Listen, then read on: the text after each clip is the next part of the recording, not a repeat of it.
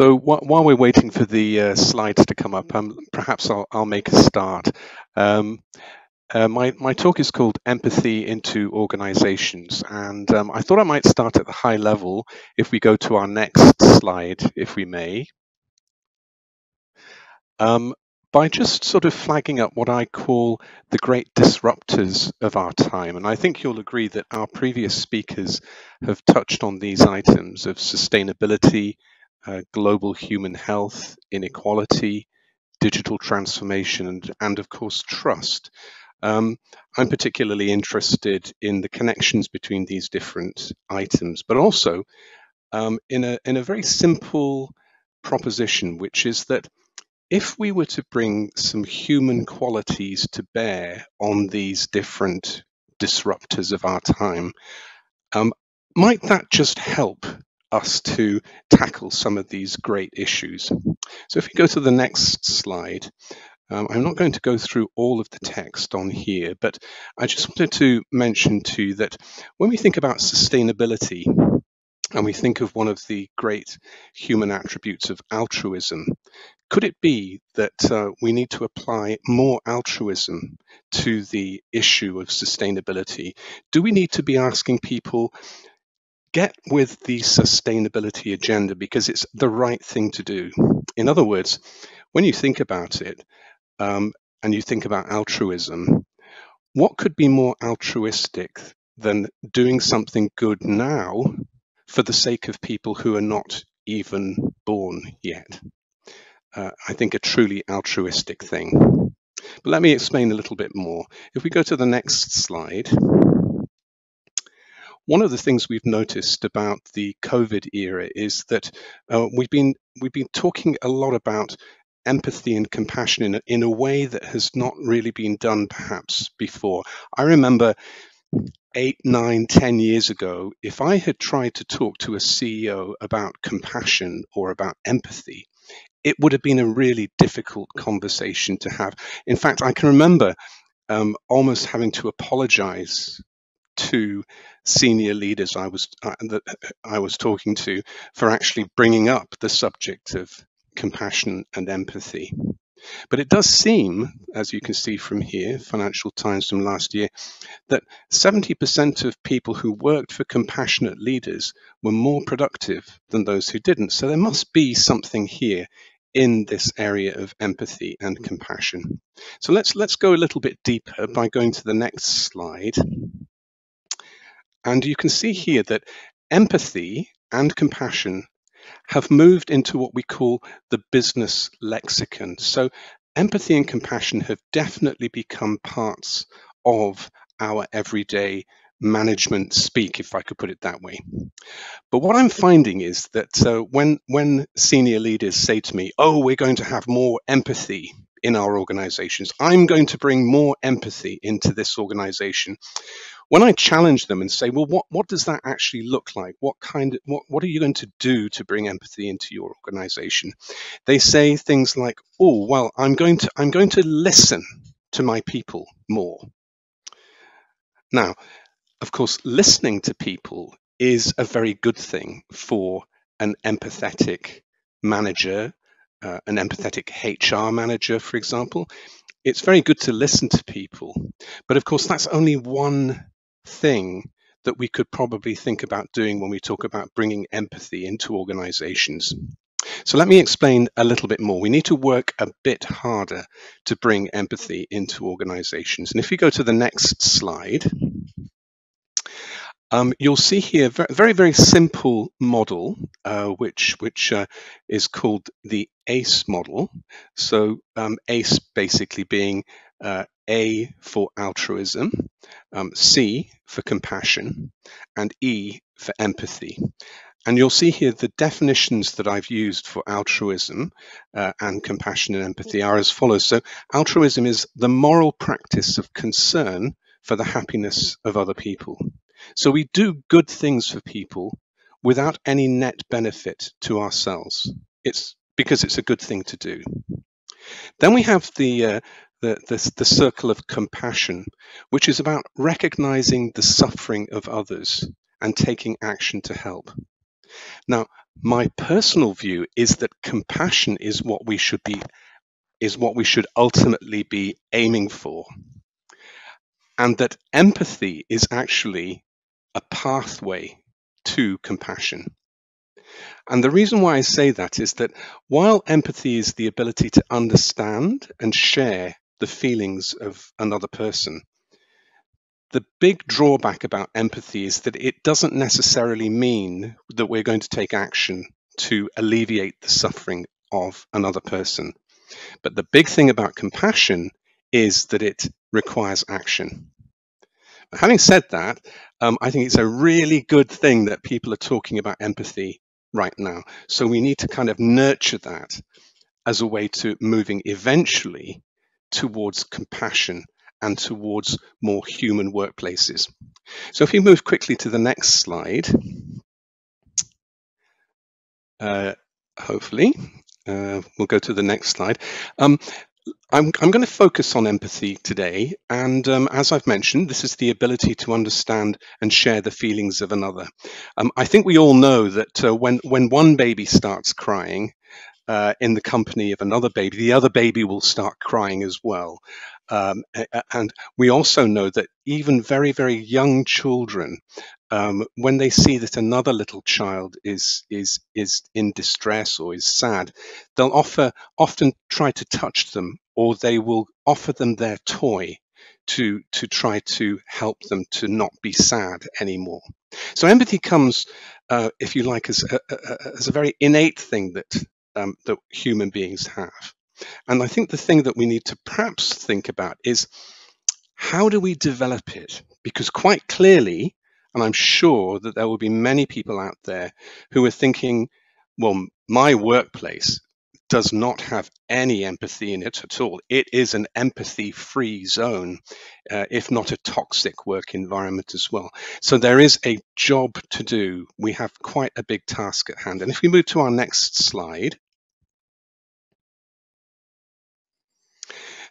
you'll see this is a report which is published every year in the United States, and it's called The State of Workplace Empathy. It's quite an interesting report, and I wanted to draw your attention to the box which says 91% of CEOs say their company is empathetic, but only 68% of employees agree. Now, 68% is probably quite a high number, but you'll see there is still a gap. And so what we have, we've been talking about leaders of organizations during the course of today's conversation. There does seem to be a gap in perception where a lot of very senior leaders think that they have empathy in their organizations, whereas in fact the employees do not see it that way. So there's a gap. So let's move to the next slide then. One of the things we know from the very extensive research that exists around both empathy and compassion is that empathy can help us with more ethical decision making. When you think about empathy as being the ability to see things from different perspectives, from other people's perspectives, it really helps with being able to make some better decisions than if you were only relying on your own perspective. And it leads to more ethical leadership. We know from, again, research that there are better outcomes in healthcare. And when we've got a little bit more time, maybe later on, I'll explain a bit more about that. But perhaps for HR colleagues who are listening in, empathy is a key skill for leaders who are dealing with people from different cultures. And as somebody who's been a frequent visitor to Turkey, my family used to live in Trabzon. I know that there are many different parts and different subcultures within Turkey. It's a sort of wonderful country. And being able to appreciate the differences between those cultures and to celebrate those differences, I think, is a wonderful skill. And it's a skill that can be developed. So if we move to the next slide.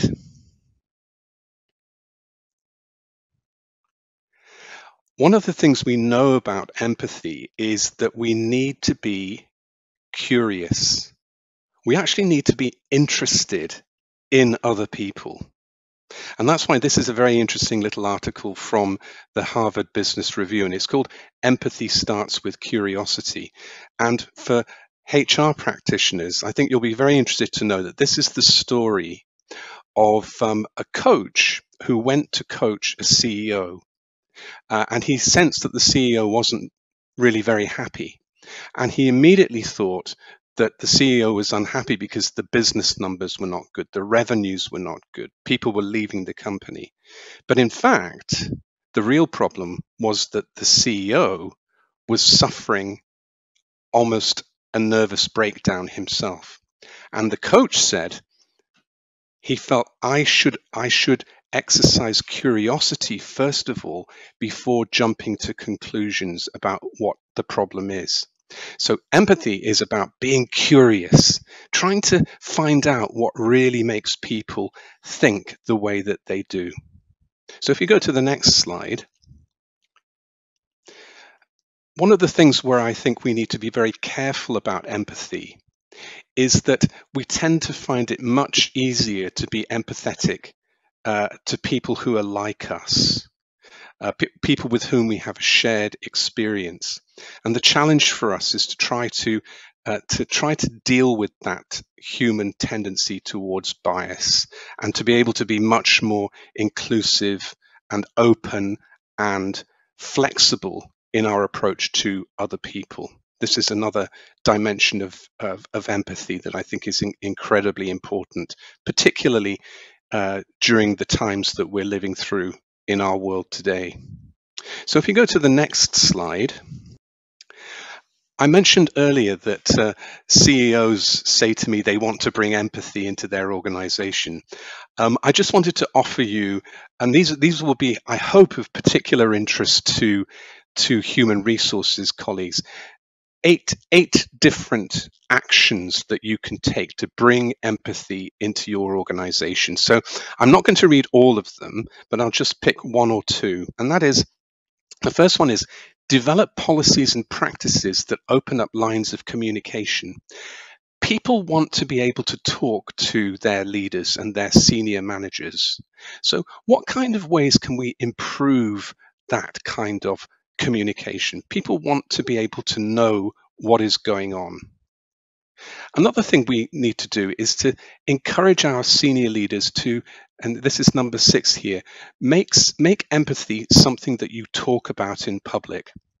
It was mentioned earlier by one of my colleagues that there's an expectation that people have, particularly the younger generation, that their leaders are going to make a stand about certain things, and empathy is one of them. You might ask me, is there an example of someone who has made empathy a central part of their corporate culture? And the answer would be Satya Nadella of Microsoft. He said from the moment that he took control at Microsoft, he wanted to change the culture, and he wanted it to be more of an empathetic culture. Last but not least, that number 8 there, and this is where HR, I think, can actually pattern good behavior, is to consider how to imbue, in other words, to bring into regular meetings and check-ins with people a more empathetic style and approach. And we know that with having to interact with people like we're doing today by using technology and so forth, that it's a lot harder to be able to read people's body language, for example. It is a challenge to connect, but we can connect in the end. And so that's why I think thinking about asking people, how are you doing? How are things going? But doing it in a truly authentic way, not a tick box way, but a real honest way, is something that is very, very easy for us to think about doing.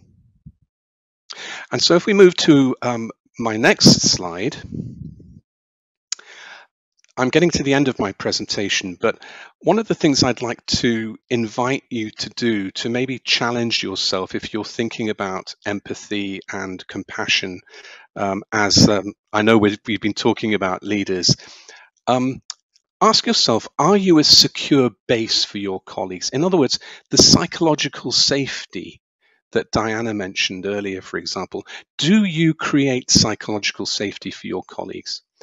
How often do you talk about I or me at the expense of we or us? How inclusive are you in your language? And then last but not least, what was the last courageous thing you did for another colleague? And sometimes if I think to myself, what would be an example of the last courageous thing you did for a colleague? When you were in a meeting and the boss criticized a member of your team, did you actually stand up for that person? Did you say to the boss, well, actually, no, it's not quite like that. This is what happened.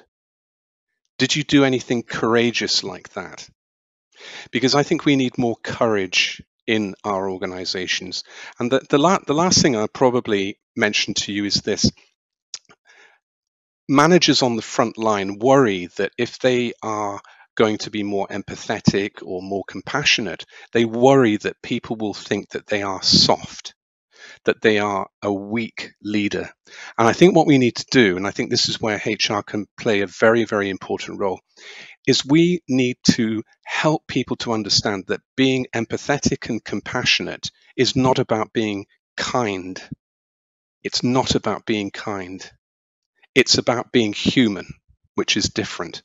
And as I said earlier, it's a learnable thing.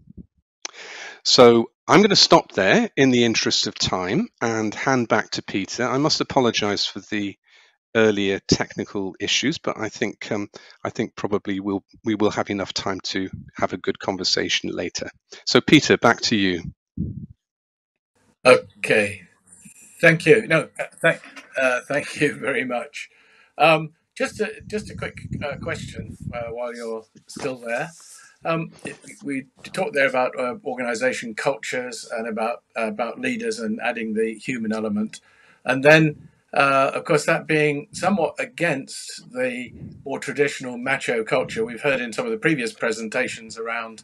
Traditional leadership tends to be heroes from the front, and we've heard about servant leadership and other models, but they tend to get put to one side. Do you think fundamentally that post-COVID, there's much more chance now of putting people first, actually having genuinely empathetic leaders, or is it just something that we're going to revert back to old habits quite quickly? And I guess particularly relating to what Richard was saying at the beginning, are we truly moving from a shareholder, numbers-driven, hard-nosed business environment through to one that is really more human? Well, first of all, I think we probably have to have an aspiration to make sure that whatever gains we've made, through the COVID era, we need to try to capitalize on those. Because let's face it, inequality has actually risen for women, particularly as a result of COVID, and some of the gains we've made there have been lost. So we need to work very hard to make sure we can recover lost ground. I think the key thing, Peter, is that human beings remember how they were treated by their leaders during the COVID period. And if they recall that their leaders did not look after them and did not care for them during this period, then they're going to ask big questions around the purpose, for example, that has been raised a number of times by our colleagues today. Why am I here doing what I'm doing? Does somebody really care for me? That secure base that I just mentioned, Peter, does it really exist? And people are going to ask these questions, and maybe we'll touch on it later, but whether it's hype or whether it's reality, there is this discussion of the so-called Great Resignation, right, which is starting in the US and so forth. It'd be very interesting to sort of dig deeper into that. I'm a little bit cautious and cynical, actually, about the Great Resignation. I think there's a lot of different things at play there, but it's very interesting to realize that people will not stay with you if you do not provide that level of trust and psychological safety. That's what I think. Okay, thanks.